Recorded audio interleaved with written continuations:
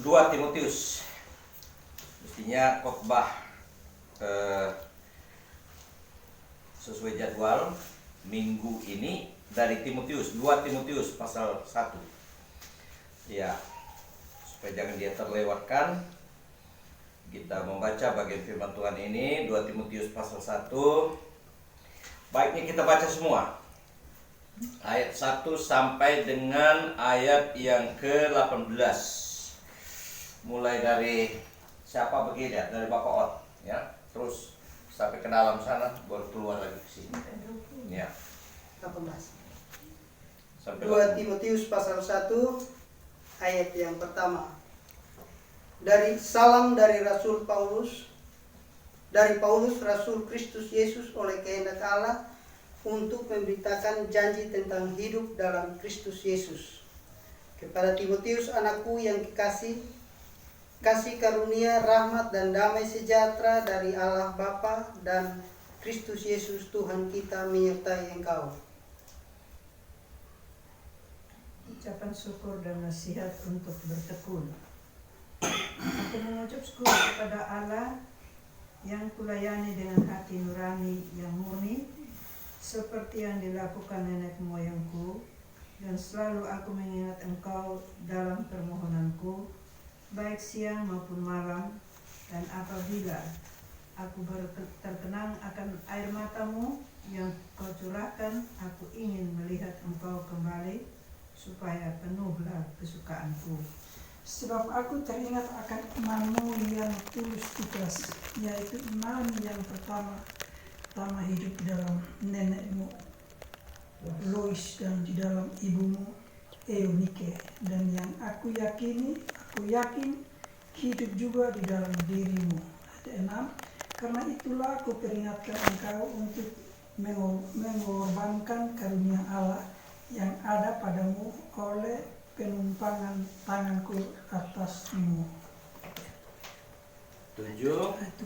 Sebab Allah memberikan kepada kita bukan roh ketakutan, melainkan roh yang membangkitkan kekuatan kasih dan ketertiban.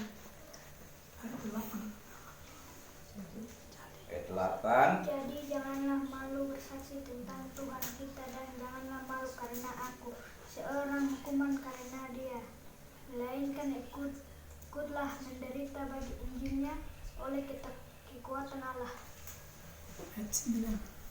Dialah yang menyelamatkan kita dan memanggil kita dengan panggilan kudus, bukan berdasarkan perbuatan kita, melainkan berdasarkan maksud dan kasih karunia-Nya sendiri, yang telah dikaruniakan kepada kita dalam Kristus Yesus sebelum permulaan zaman. Dan yang sekarang dinyatakan oleh kedatangan Juru Selamat kita Yesus Kristus, yang oleh Injil telah mematahkan kuasa maut dan mendatangkan hidup yang tidak dapat binasa. Untuk Injil inilah aku telah ditetapkan sebagai pemberita, sebagai rasul, dan sebagai guru. Itulah sebabnya aku menderita semuanya ini, tetapi aku tidak malu, karena aku tahu kepada siapa aku percaya, dan aku yakin bahwa dia berkuasa memeliharakan apa yang telah dipercayakannya kepadaku hingga pada hari Tuhan. Peganglah segala sesuatu yang telah engkau dengar daripadaku sebagai contoh ajaran yang sehat, dan lakukanlah itu dalam iman dan kasih dalam Kristus Yesus. Peliharalah harta yang indah yang telah dipercayakannya kepada kita oleh Roh Kudus yang diam di dalam kita. Engkau tahu bahwa semua mereka yang di daerah Asia Kecil berpaling daripadaku, termasuk Figelus dan Hermogenes. Tuhan kiranya mengaruniakan rahmat-Nya kepada keluarga Onesiphorus yang telah berulang-ulang menyegarkan hatiku. Ia tidak malu menjumpai aku dalam penjara. Ketika di Roma, ia berusaha mencari aku dan sudah juga menemui aku. Terus. Kiranya Tuhan menunjukkan rahmat-Nya kepadanya pada harinya. Betapa banyaknya pelayanan yang ia lakukan di Efesus, engkau lebih mengetahui daripadaku. Ya, kita ulangi sama-sama, kita baca ayat 5 sama-sama ya. 2, 3, iya. sebab aku teringat akan imanmu yang tulus ikhlas, yaitu iman yang pertama-tama hidup di dalam nenekmu Lois dan di dalam ibumu Eunike, dan yang aku yakin hidup juga di dalam dirimu. Puji Tuhan, kalau sore hari ini kita dapat lagi memulai ibadah keluarga, dan saya tahu bahwa ini merupakan kerinduan kita, doa kita yang dijawab oleh Tuhan. Ya, mulai minggu kedua Maret kita sudah belajar di rumah, ibadah di rumah, kerja di rumah. Ya, tapi Nona Hil dengan Bapak Hil, ya Kerja banyak. ya kerja banyak, jalan banyak, Repot. ya pelayanan juga banyak. Ya, dari ayat 5 yang kita baca ditetapkan judul untuk pembacaan ini, itulah tentang keluarga yang menjadi teladan. Teladan tentang apa? Ya, tentang hidup beriman, tentang hidup ya yang mengasihi, tentang ketulusan dalam mengikut Tuhan. Ya, tema yang bagus yang ditetapkan oleh pengurus ya, pelayan-pelayan hamba Tuhan untuk kita diskusikan bersama, untuk kita pelajari bersama. Nanti tanggal 28 mungkin siapa yang bawa firman Tuhan, Ibu Mary kok. Ya, itu temanya tentang hidup rukun dalam keluarga. Jadi tema bulan Juli lain lagi. Nah, sehubungan dengan tema kita pada sore hari ini, keluarga yang menjadi teladan.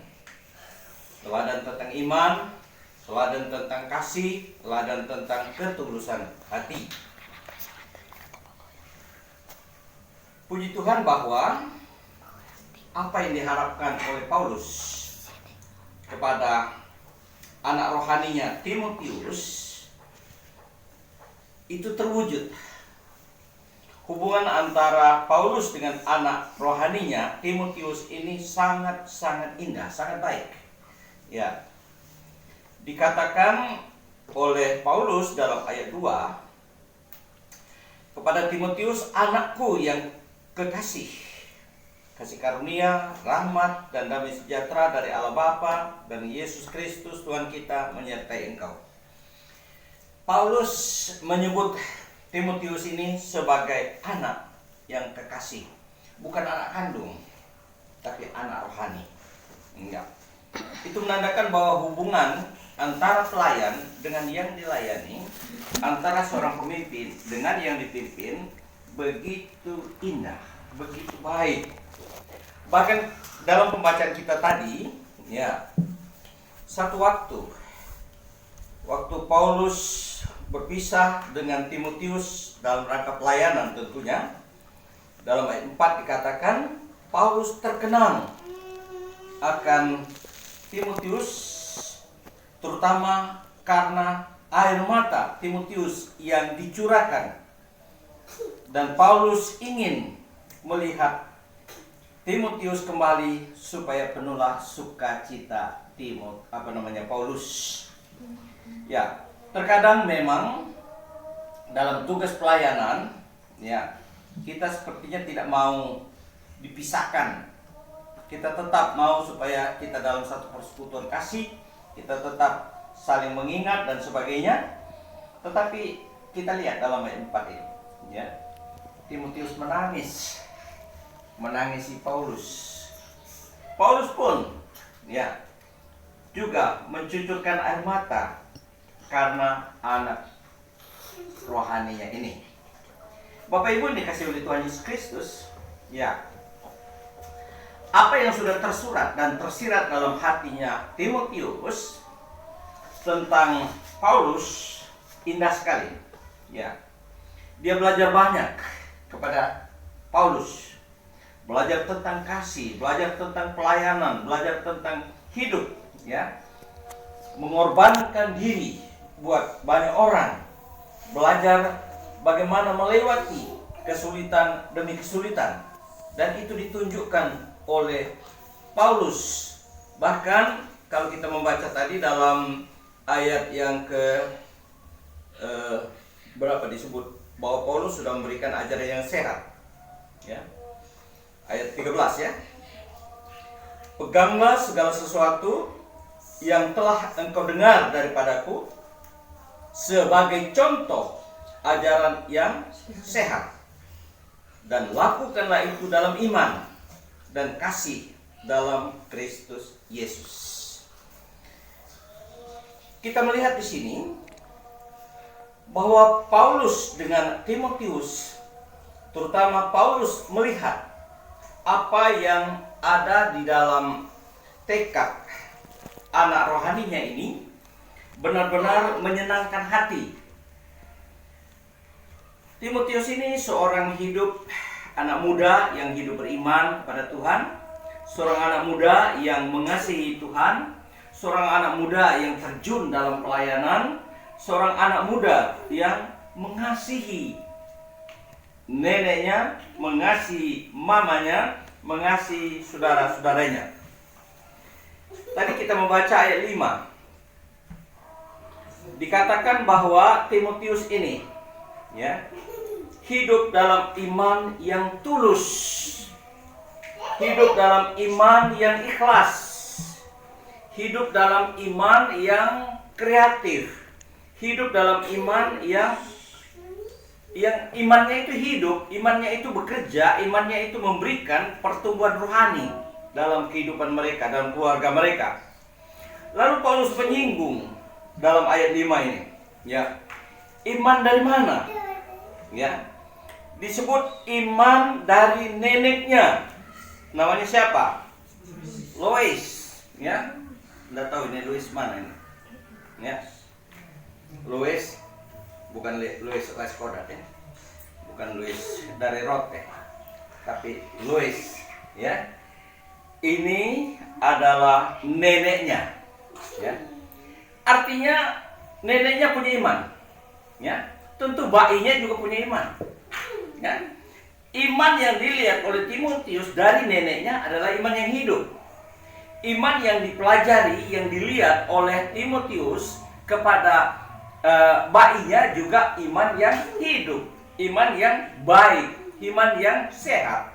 Nah, lalu kita tidak hanya membaca sampai di Lois, sampai di nenek, sampai di bayi, tetapi juga ayat 5 mengatakan iman itu berkembang, iman itu tumbuh, iman itu diwariskan oleh orang tuanya.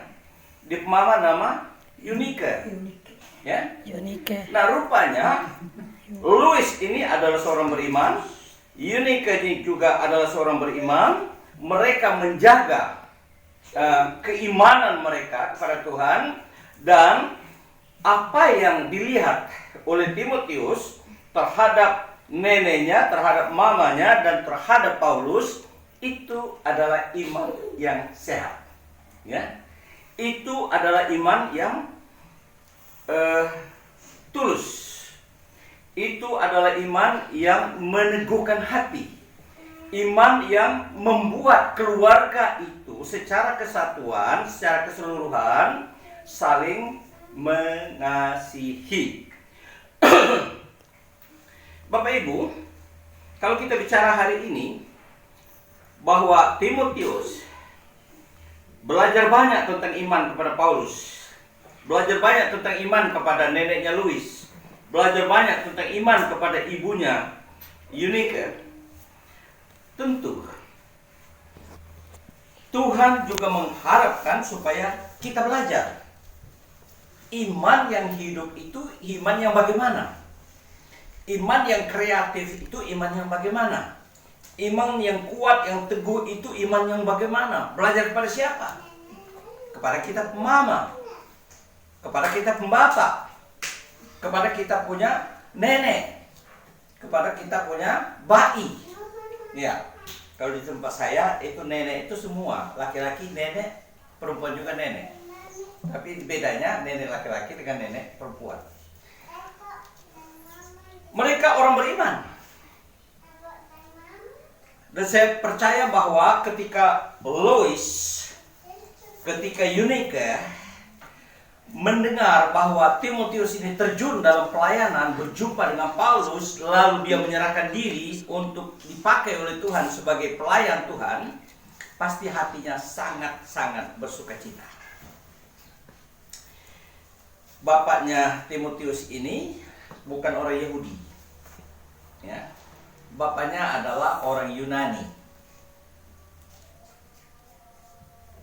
Oleh karena orang Yunani ini bukan orang Yahudi yang tidak mengimani ya apa yang diyakini oleh orang Yahudi, tetapi iman Lois ya itu tidak kendor, tidak goyah.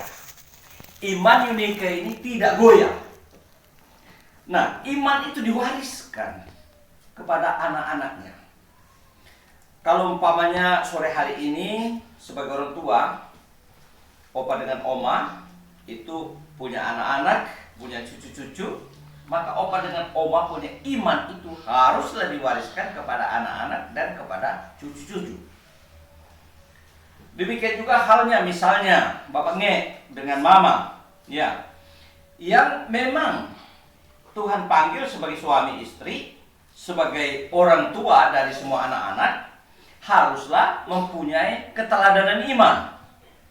Keteladanan iman tentang kasih kepada Tuhan, keteladanan iman tentang kekuatan iman di dalam Tuhan, keteladanan iman dalam bertumbuh bersama dalam mengasihi Tuhan. Ada banyak orang katakan dia beriman, tapi belum tentu dia orang yang tulus kepada Tuhan. Ada banyak orang katakan bahwa dia beriman, tapi belum tentu dia benar di hadapan Tuhan. Ada banyak orang yang mengaku beriman kepada Tuhan, percaya kepada Tuhan, tapi belum tentu, sekali lagi belum tentu, imannya adalah iman yang kuat. Belum tentu imannya iman yang kokoh. Belum tentu imannya itu adalah iman yang memang tulus. Ya. Suami tulus terhadap istri, tulus terhadap anak-anak. Sebaliknya istri tulus kepada suami, suami tulus kepada istri tulus kepada anak-anak. Nah, ini harus kita praktekkan sebagaimana imannya Lois dan imannya Eunike. Dalam Alkitab, misalnya saja begini. Misalkan saja opa percaya kepada Tuhan Yesus sebagai Tuhan dan juru selamat secara pribadi. Opa tahu kalau percaya kepada Yesus maka diselamatkan, dosanya diampuni. Kita akan memperoleh hidup kekal. Ya. Tetapi mungkin anak-anak melihat sisi-sisi yang lain, sisi-sisi negatif dari kehidupan opa. Ya. Anak-anak melihat opa ini rajin sekali gereja. Opa ini rajin sekali baca firman Tuhan. Opa ini rajin sekali melayani. Tapi kehidupan opa jauh dari apa yang dipraktekkan. Ya. Nah, ini namanya iman yang belum tulus kepada Tuhan. Masih ada iman yang tidak kenal kepada Tuhan. Nah, opa tidak hidup dalam iman, dalam pujian, dalam penyembahan kepada Tuhan. Bahkan tidak pernah hidup dalam kejujuran terhadap diri sendiri. Ya. Mari kita buka Roma pasal 10. Ya, ada contoh yang diangkat oleh Paulus tentang hal seperti ini, ya. Mengenal Kristus tetapi tidak mempunyai iman. Ya. Oke, Roma pasal 10. Kita baca mulai ayat 2. Ada yang bisa bantu opa? Sebab aku dapat memberi kesaksian tentang mereka. Sebab aku, kata Paulus, dapat memberi kesaksian tentang siapa? Tentang orang Roma, tentang jemaat Roma, tentang kehidupan orang Roma, tentang iman orang Roma. Terus, bahwa mereka sungguh-sungguh giat untuk Allah. Mereka sungguh-sungguh giat untuk Allah. Ke gereja giat, berdoa giat, baca firman Tuhan giat, ibadah giat. Dan terus, tetapi tanpa pengertian yang benar. Tetapi, ulangi lagi, tetapi orang Roma ini hidup tanpa Pengertian pengertian yang benar. Nah, kalau hidup tanpa pengertian yang benar, ya, maka dapat kita tafsirkan mereka hidup kayak apa. Terus baca. Sebab oleh karena mereka tidak mengenal kebenaran Allah dan oleh karena mereka berusaha untuk mendirikan kebenaran mereka sendiri, maka mereka tidak takluk kepada kebenaran Allah. Ya, jadi ayat ini mengatakan mereka sungguh giat untuk Allah. Tidak diragukan lagi. Kalau soal kegiatan tidak diragukan lagi. Tetapi orang Romawi ini, orang Roma ini, jemaat di Roma ini menurut ya apa yang dilihat oleh Paulus, mereka tanpa pengertian yang benar, tanpa pengertian yang betul, tanpa hidup secara benar, tanpa hidup secara betul dalam keyakinannya. Sebab apa? Sebab mereka tidak mengenal kebenaran Allah. Lalu mereka apa? Lalu mereka berusaha mendirikan kebenaran mereka sendiri. Ya, masing-masing mendirikan kebenaran sendiri-sendiri, bukan kebenarannya Allah. Karena itu mereka tidak takluk kepada Allah, tapi meninggikan diri sendiri. Mereka tidak takluk kepada kebenaran Allah. Ini jemaat di Roma menjadi jemaat yang boleh dikatakan mereka rajin, tapi di dalamnya itu nol, di dalamnya itu kosong, di dalamnya itu mereka masih membenarkan diri sendiri.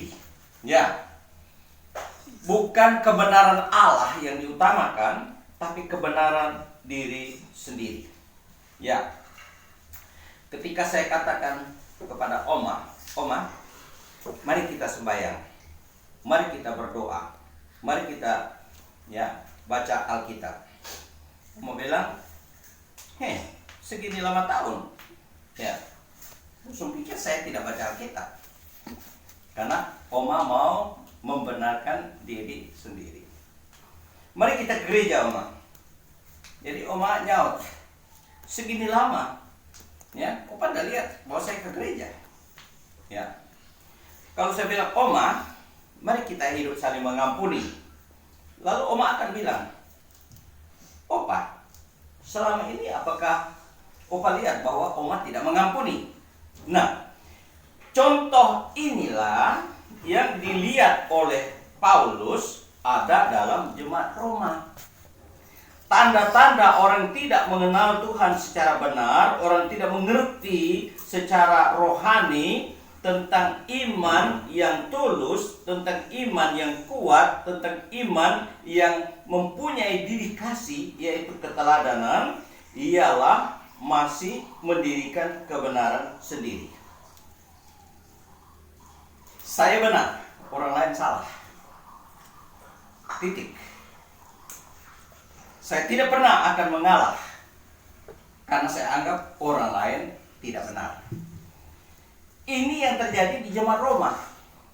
Ini terjadi yang dilihat oleh Paulus dan yang perlu dilayani oleh Paulus. Terhadap mereka ini apa doanya Paulus? Baca Roma pasal 10 ayat 1. Saudara-saudara, keinginan hatiku dan doaku kepada Tuhan ialah... Saudara-saudara, kata Paulus. Dia omong dengan orang Roma. Saudara-saudara, keinginan hatiku, kata Paulus, keinginan doaku kepada Tuhan, supaya apa? Mereka diselamatkan. Supaya mereka diselamatkan. Aktif, giat, tapi tidak mengenal Tuhan secara sungguh-sungguh. Aktif, giat, tetapi masih mementingkan kebenaran sendiri, ya, mewarnai kehidupannya. Doa Paulus satu, dia berdoa supaya mereka diselamatkan, dia berdoa supaya mereka diampuni, dia berdoa supaya mereka bertumbuh lagi, supaya mereka sungguh-sungguh percaya, beriman kepada Tuhan, percaya dengan hati, beriman dengan hati, dan sungguh-sungguh dalam Tuhan, tidak lagi membenarkan diri sendiri, melainkan karena kebenaran Allah. Itulah yang dia jalankan. Nah, dalam pembacaan kita menurut 2 Timotius pasal 1 dalam ayat yang ke-12, mari kita baca ulang ayat 12 ya. Dalam 2 Timotius tadi. Apa? Mungkin ayat 11 duluan. Ayat 11. Untuk Injil inilah aku telah ditetapkan sebagai pemberita, sebagai rasul dan sebagai guru. Terus Itulah sebabnya aku menderita semuanya ini, tetapi aku tidak malu karena aku tahu kepada siapa aku percaya, dan aku yakin bahwa Dia berkuasa memeliharakan apa yang telah dipercayakannya kepadaku hingga pada hari Tuhan. ya, Rasul Paulus katakan, aku tahu, saya tahu kepada siapa aku percaya, dan aku yakin bahwa Dia berkuasa memeliharakan apa yang telah dipercayakannya kepadaku hingga pada hari Tuhan. Ya, ini sama saja dengan Ibu Miri katakan begini. Ya, aku yakin, ya, aku percaya bahwa Tuhan yang sudah mempercayakan pelayanan ini kepadaku, Dia juga yang akan memelihara, dan Dia juga yang akan menetapkan panggilannya ini. Ya. Nah, demikian juga dengan kita. Kita harus mempunyai keyakinan yang kuat, keyakinan yang bulat, keyakinan yang kokoh bahwa memang apa yang Paulus katakan kepada Timotius ini menyangkut keyakinan iman, keyakinan yang kuat, keyakinan yang kokoh. Kalau kita menghadapi sedikit tantangan, kalau kita menghadapi sedikit situasi gejolak, jangan sampai keyakinan kita itu menjadi keyakinan yang tidak kokoh. Jangan sampai keyakinan kita itu menjadi keyakinan yang pada akhirnya tidak tulus. Kasih kita sudah tidak tulus. Ya, kebenaran kita adalah kebenaran diri sendiri. Saya yang paling benar, orang lain tidak benar, dan itu yang utama. Dan kalau itu yang terjadi, maka apa yang diingatkan oleh Paulus kepada Timotius ini, maka Timotius seharusnya, sudah semestinya, ya, dia percaya apa yang diimani oleh neneknya Louis, apa yang diimani oleh mamanya Yunike, apa yang diimani oleh keluarganya, menjadi iman yang mengikat kesatuan dan keutuhan keluarga. Saya belajar banyak tentang ini. Kadang-kadang ya, kita bisa melihat seperti Paulus melihat anak-anak ini sungguh-sungguh kosong deh. Ya. Kadang-kadang kita lihat mereka tidak terlalu sungguh-sungguh. Misalnya ibadah seperti ini. Mari kita menyanyi puji Tuhan. Ya, kita berapi-api puji Tuhan. Ya, kita berapi-api tepuk tangan. Tapi saya punya cucu-cucu, dia hanya ya ikut sih ikut, tapi tidak menyanyi. Ya, saya bilang Sian menyanyi dulu Sian. Baru dia kaget, dia ikut menyanyi. Nah, kadang-kadang seperti ini. Ya, kotong ada di dalam perkumpulan, tapi kotong tidak serius. Ya, kotong ada di dalam persekutuan, tapi kotong sendiri tidak fokus. Karena apa? Kita masih dalam lingkaran ini, ya, tidak mengenal kebenaran secara benar. Paulus mengharapkan supaya Timotius ini mengenakan kebenaran itu menjadi kebenaran yang positif dalam pelayanannya. Paulus mengatakan bahwa kedekatan hubungannya dengan Timotius yang dikatakan sebagai anak yang kukasihi menurut ayat 2 tadi, dan selalu akan mengingat dia dalam doa, dalam permohonan, baik siang maupun malam. Artinya terus menerus, tidak putus. Ya. Keteladanan rohani itu tidak pernah putus, walaupun ada masalah. keteladan rohani itu tidak pernah berhenti walaupun ada masalah. Nah, siang malam Paulus berdoa untuk Timotius. Tentu juga berdoa untuk neneknya Lois. Tentu juga berdoa untuk mamanya Eunike. Tentu juga berdoa supaya pelayanan Paulus berhasil. Dan keteladanan ini diwujudkan. Timotius dikenang oleh Paulus, terutama karena Timotius ini masih muda, tetapi Timotius juga kadang-kadang ya emosi, dia meneteskan air mata. Ya, kita tidak tahu seberapa banyak dia menangis. Apa menangisi dirinya sendiri, apa menangisi keluarganya, apa dia menangisi ya rahmat Tuhan, kuasa Tuhan, ya. Atau dia menangisi Paulus karena Paulus masuk penjara karena Injil. Dalam pembacaan kita disebutkan oleh Paulus, ya, dia di penjara itu karena Injil. Itu ayat berapa ya?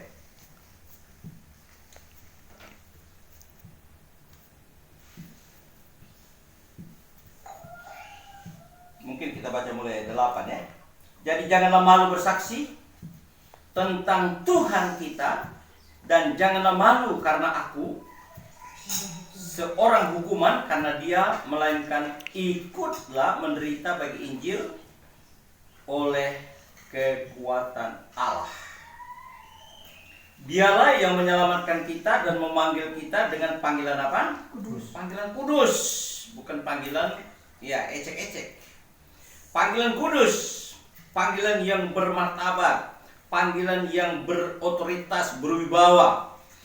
Bahkan bukan berdasarkan perbuatan kita, melainkan berdasarkan maksud dan kasih karunia-Nya sendiri yang telah dikaruniakan kepada kita dalam Kristus Yesus sebelum apa? Permulaan segala zaman. Untuk Injil inilah aku ditetapkan, kata Paulus, menjadi pemberita Injil, menjadi guru, menjadi rasul.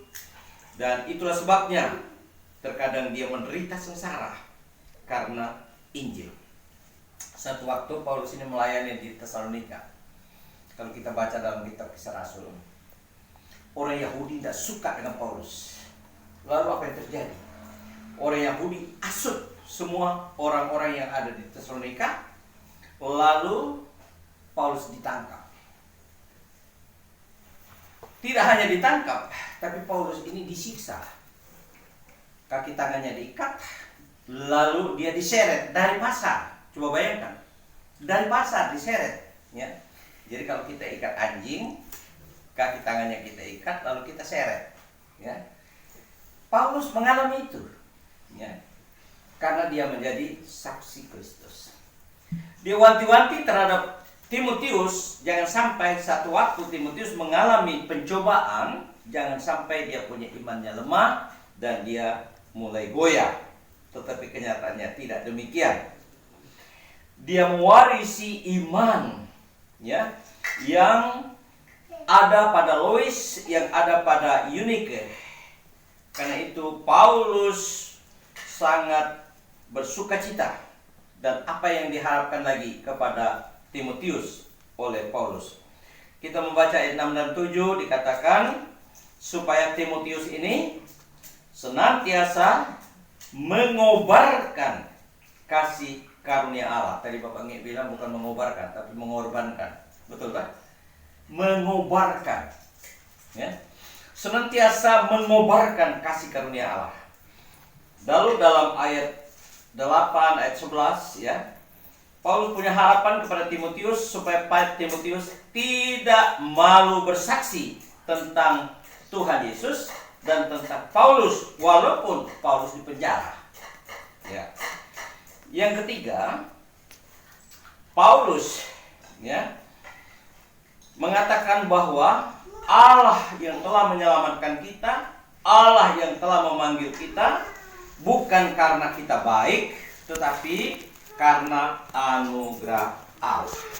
Oleh karena itu, kita wajib, kita pantas untuk memuliakan Allah dengan tubuh dengan jiwa, dengan roh kita. Yang keempat, harapannya Paulus apa? Ikuti ajaran yang sehat. Lakukan dalam iman, lakukan dengan kasih dalam Kristus. Kepada siapa? Kepada keluarga kita. Kepada siapa? Kepada orang-orang yang ada di sekitar kita. Kepada siapa? Kepada orang yang dekat dengan kita. Kepada suami, kepada istri, kepada anak-anak. Biarlah firman Tuhan ini menolong kita untuk kita boleh hidup sebagai orang Kristen yang dapat menjadi orang tua, mempunyai teladan iman, orang tua mempunyai kekuatan iman, orang tua yang mempunyai ketulusan dan kasih yang melayani. Amin. Tuhan Yesus memberkati.